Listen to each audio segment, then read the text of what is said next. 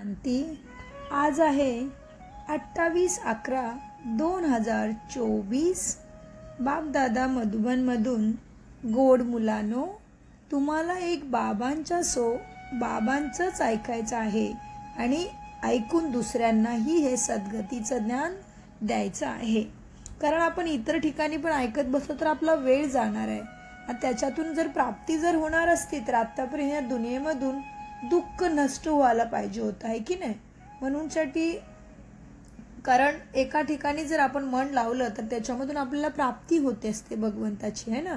प्रश्न: बाबांनी तुम्हा मुलांना कोणती समज दिली, ज्ञान दिले आहे जे तुम्हाला दुसऱ्यांनाही द्यायचं आहे? म्हणजे जो प्रसाद आपल्याला भेटलेला आहे प्रभूचा साथ, प्रभू प्रसाद म्हणजे परमात्माची साथ, प्रसाद आपल्याला सगळ्यांना द्यायचा आहे. तर प्रश्नाचं उत्तर आहे, बाबांनी तुम्हाला ज्ञान दिले आहे की तुम्ही सर्व आत्मे भाऊ भाऊ आहात. तुम्हाला एका बाबांच्या आठवणीत राहायचं आहे. हीच गोष्ट तुम्ही सर्वांना सांगा, कारण तुम्हाला संपूर्ण विश्वातील भावाचे कल्याण करायचं आहे. तुम्हीच या सेवेचे निमित्त आहात. म्हणजेच आपल्याला सर्वांच्या दुःखांना दूर करण्यासाठी, सगळ्यांनाच दुःख कष्ट आहे, सगळेच भगवंताला शोधत आहेत, सगळेच त्याला सुख शांती शक्ती प्रेम आनंद मागत आहेत. तर आपल्याला अशा सर्व आपल्या आत्मा भावांना परमात्माचा संदेश जरूर द्यायचा आहे की खरोच सुख शांतीचा दाता सत्यम शिवम सुंदरम परमपिता परमात्मा, आपल्या सगळ्यांचं दुःख दूर करणारा, विघ्नहर्ता, पापकटेश्वर, वैद्यनाथ, महाकालेश्वर, अमरनाथ, सोमनाथ बाबा या धर्तीवरती आला आहे हे आपल्याला सगळ्यांना सांगायचं आहे. म्हणून बाबा म्हणतात, आत्मा म्हणजे तुम्ही आत्मांचाच भाऊ, कारण प्रत्येकाच्या शरीरामध्ये आत्मा बिंदू आहे तो परमात्माचा संतान आहे. म्हणूनसाठी जेव्हा मनुष्य शरीर सोडतो तेव्हा सगळेजण म्हणतात, हे भगवंता त्या आत्म्याला शांती दे. म्हणजेच आपण सगळे आत्मा भाऊ भाऊ आहोत. शरीर मात्र वेगवेगळं आहे, कर्तव्य कर्म वेगवेगळे आहेत, परंतु प्रत्येकाच्या शरीरामध्ये जी चेतना आहे ती मात्र आत्मा भाईच परमात्माचीच मुलं आहोत. जर आपला पिता जर एक आहे, God is one, God is light, God is truth, Satyam Shivam Sundaram, तर भगवंत एक आहे, तर भगवंताची मुलंही एकच आहेत ना. तर बाबा सांगतात धारणेसाठी आजच्या इथे सर्व हिसाब चुकते करून अर्ध्या कल्पासाठी सुख जमा करायचं आहे. अर्धा कल्प म्हणजे सतयुग आणि त्रेतायुगामध्ये संपूर्ण सुख शांतीची प्राप्ती होते. कोणत्याही प्रकारचं तिथे दुःखाचं काय, तिथे काळाचाही नाव नाहीये. म्हणजे तिथं तो यमराज सुद्धा येत नाही, कारण तिथं अचानक मृत्यूच होत नाही. आपल्याला आज पण बाबांनी मुरलीमध्ये सांगितलं आहे की सतयुगामध्ये काळालाही एंट्री नाहीये. मला वाटते कालच्या मुरलीमध्ये पण, आणि बाबा नेहमी सांगतात की सतयुग म्हणजे अमर दुनिया, अमर लोक, म्हणजे जिथे आयुष्य पूर्ण झाल्याशिवाय, पूर्ण आयुष्य प्राप्त होऊन जेव्हा शरीर वृद्ध होतं तेव्हाच मृत्यू पावतो मनुष्य, तिथे आहे स्वर्ग, स्वच राज्य.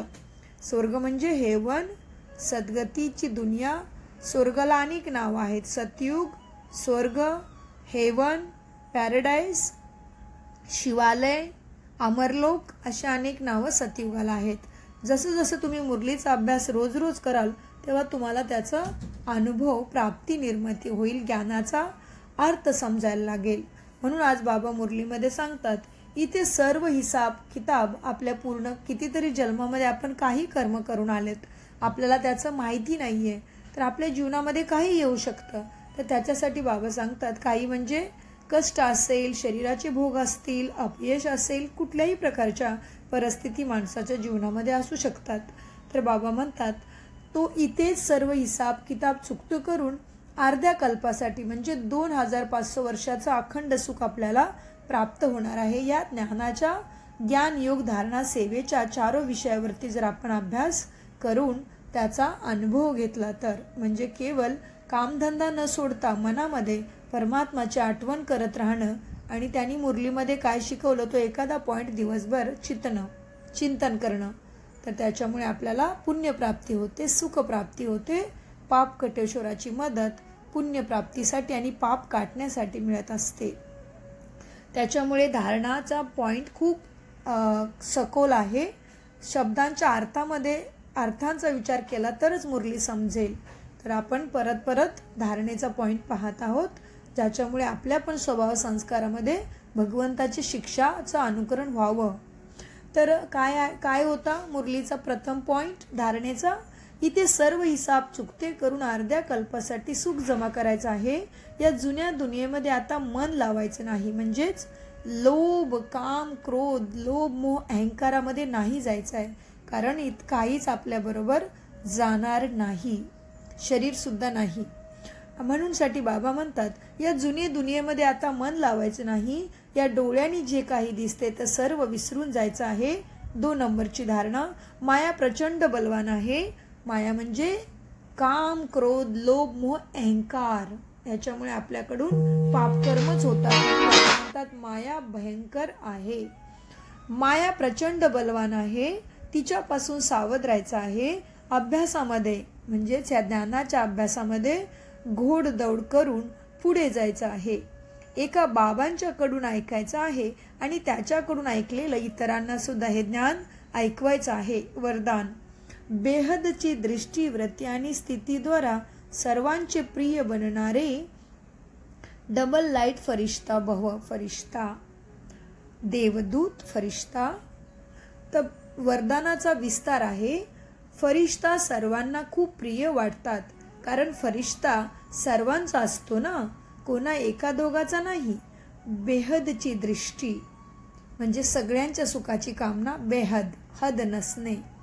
बेहदची दृष्टी, वृत्ती आणि बेहदच्या स्थिती वाला फरिश्ता सर्व आत्म्यांना आत्म्याप्रती परमात्म संदेश वाहक म्हणजे देवदूत आहे.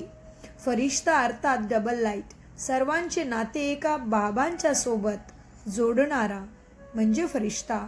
देह आणि देहाच्या संबंधापासून वेगळा, स्वतःला आणि सर्वांनाच आपल्या आचरणाद्वारे, चेहऱ्याद्वारे बाप समान बनवणारा, सर्वांच्या प्रती कल्याणकारी असे फरिश्ते सर्वांचे प्रिय आहेत. बोधवाक्य, जेव्हा तुमच्या चेहऱ्यामध्ये बाबांचं चरित्र म्हणजे सद्गुण दिसून येतील, तेव्हाच दुःखाची समाप्ती होईल. आणि आपण फक्त सार अभ्यास करत आहे. सार म्हणजे एसेन्स ऑफ द मुरली. आपण सार अभ्यास करत आहे. मुरली वाचल्यानंतर तुम्हाला संपूर्ण ज्ञानाचा उलगडा होणार आहे आणि सद्गतीसाठी सद्बुद्धी प्राप्त होणार आहे. मुक्ती, जीवन मुक्ती सुद्धा लाभणार आहे. Health, wealth